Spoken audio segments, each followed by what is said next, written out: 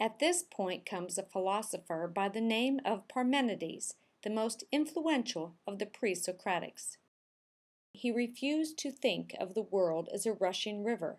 In fact, he arrived at an opposite conclusion which runs counter to all common sense.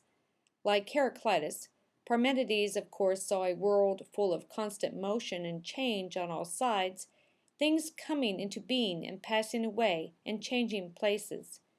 But unlike Heraclitus, Parmenides refused to believe in it. He refused to believe in all the motion and change that takes place before our eyes.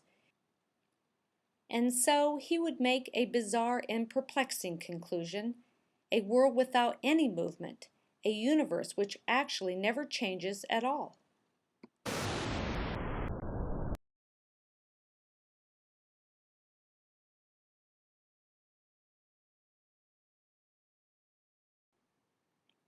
After philosophers like Thales, Anaximander, and Heraclitus, who supported their reasoning with empirical observations, Parmenides had a very different approach. He was intensely concerned with pure logic, focusing not on how the world was, but how he thought it should be. And when his picture of a logical world repeatedly failed to match up with the world that appeared to him, he decided that this illogical world of appearance was a fake, a disguise for the real one. Parmenides thus discussed truth and the power of illusion, the ways in which reality is totally different from the way it appears to our senses.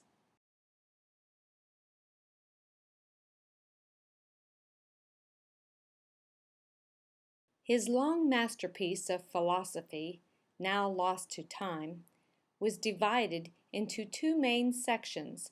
The first was titled The Way of Truth, and the second, The Way of Opinion. The real world, Parmenides said, was motionless at all times, forever. Stranger still, he said that the real world consisted of only one substance.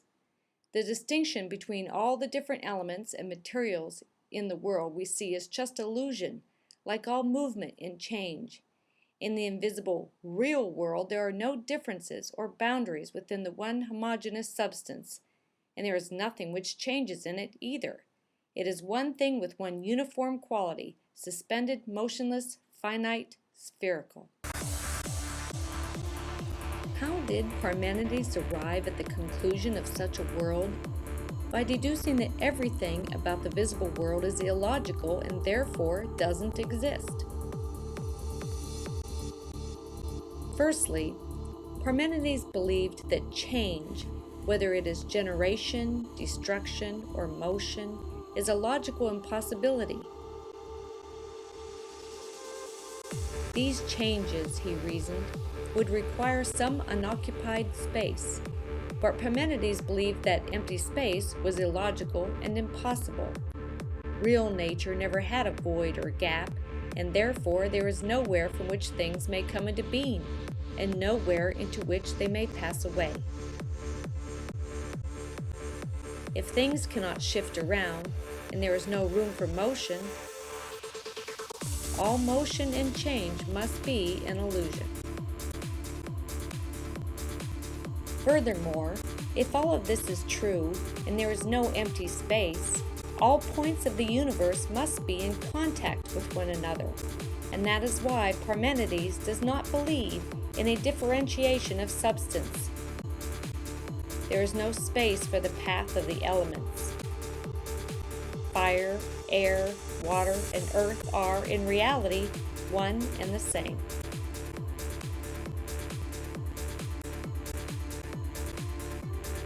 But one must not make the mistake of thinking that the world of reality is somehow separate from the world of illusion. They are really the same. We all somehow coexist within the world of perpetual unity and sameness. Our deceptive senses produce the illusion.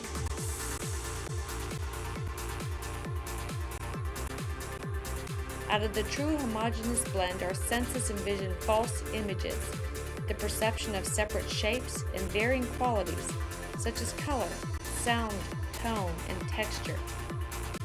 Then comes the illusion of motion, while everything is actually still in one place.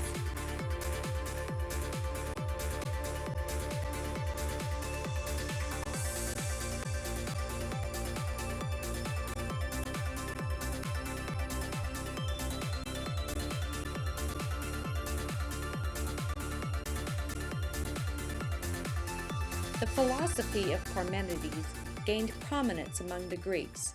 One of his students, Zeno of Elea, portrayed here as showing his disciples two doorways representing truth and illusion, created a famous logical paradox in defense of Parmenides.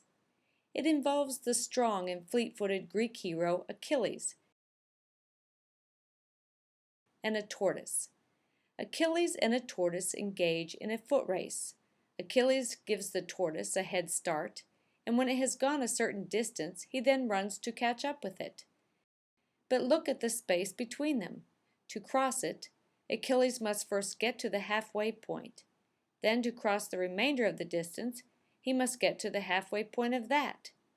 Then to cross the rest of the distance, he must get to the halfway point of that, and then he must get to the halfway point of the next part, and so on and so on.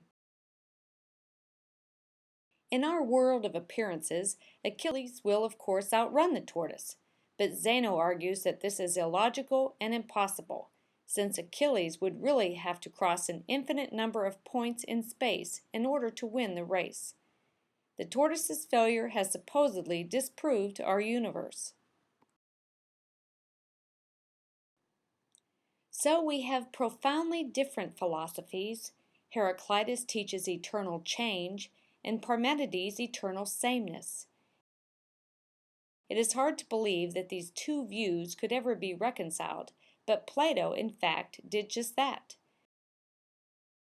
Plato also believed in the difference between the illusions of the senses and the illuminating power of reason.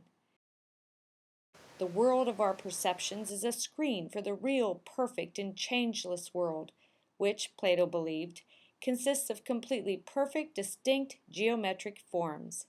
These forms exist as ideas, ideas which exist objectively and independent of the mind. They are not made of matter and do not occupy space. They never move and never change. We cannot see these forms with our eyes. Our senses can only pick up broken, distorted images of them. The way that our senses show these forms to us is like the way that an amateur might draw a copy of a fine painting.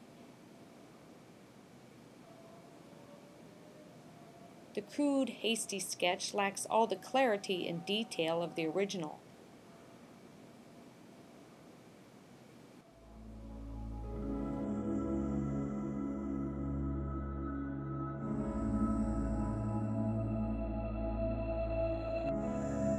Likewise, the world which we experience is changeable, imperfect, and destructible to its very foundation.